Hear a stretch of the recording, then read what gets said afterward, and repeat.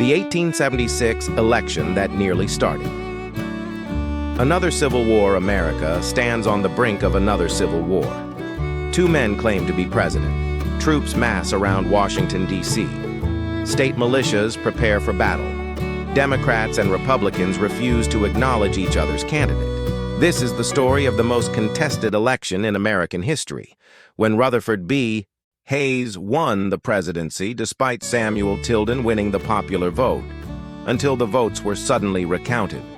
How close did America come to tearing itself apart again, just 11 years after the last war ended? Post-Civil War chaos. The Civil War ended in 1865, but the bitterness? That was just getting started. Reconstruction divided the defeated Confederacy into military occupation zones. Federal troops enforced new laws. Freed slaves gained citizenship under the 14th Amendment, at least on paper. In reality, Southern states passed laws restricting black voting rights through property ownership and literacy tests, technically not racial but heavily correlated with race. Loophole exploited. Violence against black citizens went unpunished. The federal government looked the other way. By 1876, tensions were explosive. President Ulysses S. Grant's administration was drowning in corruption scandals. He was deeply unpopular. The country needed an election. What it got was chaos. The candidates Republicans nominated Rutherford B. Hayes, moderate governor of Ohio, who promised reconciliation with the South. Democrats chose Samuel J. Tilden, governor of New York, with popular economic policies. White Southerners loved him for one reason: he'd end Reconstruction. The stage was set for the closest, dirtiest election in American history. Election night confusion. Election night, 1876. Information traveled slowly. Both parties worked with estimates. The next morning, Democrats proclaimed victory. Tilden won the popular vote and secured 203 electoral votes, well over the 185 needed. But wait. Republicans claimed Hayes actually won most contested states, with only Florida too close to call. Their count: Hayes 181, Tilden 184, with Florida's 4 votes deciding everything. The problem? 3 states, Louisiana, Florida, and South Carolina, had serious irregularities. In Louisiana and Florida, voting wasn't standardized. Democrats printed ballots that looked like Republican ones, tricking illiterate voters into choosing the wrong party. South Carolina somehow counted more votes than eligible voters. Republican state governments, still in power but not for long, quickly threw out ineligible votes, translation, Democratic votes, and declared Hayes the winner.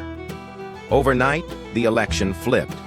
Rutherford Hayes Democrats were furious.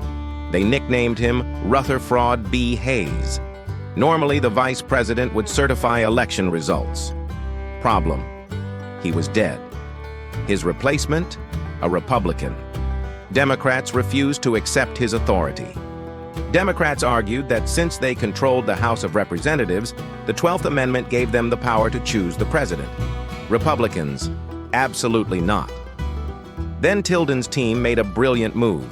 They convinced Oregon's governor, a Tilden ally, to replace one Republican electoral voter with a Democrat. That Democrat voted for Tilden, even though Oregon went for Hayes. Now both sides were playing dirty. The country was about to explode. Preparing for war. President Grant ordered thousands of troops into Washington, D.C. to protect Hayes. Hayes's inauguration was secretly moved forward by a day and held privately inside the White House. Democrats were banned from the public ceremony.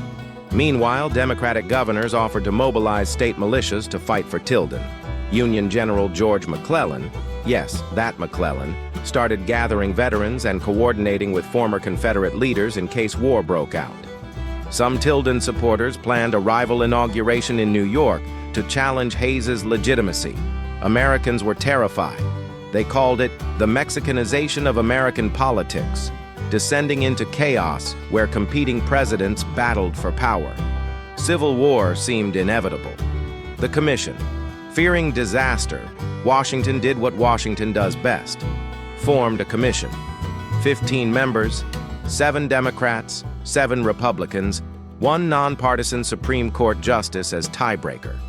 Both parties agreed on Justice David Davis, respected, honorable, trusted. Then Democrats had a brilliant idea: offer Davis a Senate seat to win him over. Davis accepted. But being honorable, he realized this compromised his neutrality and resigned from the commission. His replacement, another justice, who happened to be Republican, because all remaining justices were Republicans. After a series of 8-7 partisan votes, Hayes won, 185 electoral votes to Tilden's 184. One vote, that's it. Both sides had agreed beforehand. The commission's decision was final. Unless both houses of Congress rejected it, only the House objected. Senate approved. President Hayes it was. Why it didn't end in war. The country teetered on the edge. Then Tilden blinked. Not because he accepted defeat, he believed he'd won, but because his fellow Democrats weren't willing to start a civil war. Here's the thing.